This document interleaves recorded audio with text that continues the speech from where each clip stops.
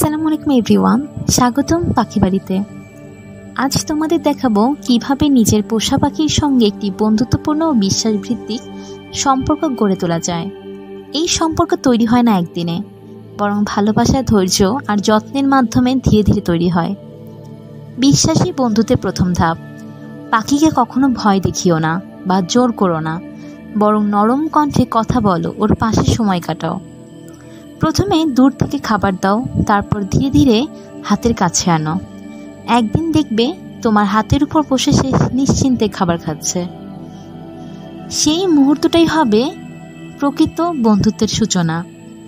প্রতিটি ছোট্ট আচরণ, যেমন ভালোবাসে হাত বাড়ানো, ধৈর্য ধরে বসে থাকা বা নরমভাবে আদর করা, সব কিছুই পাখির মনে নিরাপত্তা তৈরি করে। যখন ও তোমার আঙুলে কামড়ে হালকা আদর করে, সেটা ভয় নয়, সেটা ভালোবাসা। ওর নিজের ভাষায় বলছে, আমি তোমাকে বিশ্বাস করি। পাখি শুধু পোষা প্রাণী নয়, ওরা আমাদের অনুভূতির অংশ। যদি ভালোবাসা দিয়ে যত্ন করো, ওরা সেই ভালোবাসা ফিরিয়ে দেবে আরও গভীরভাবে।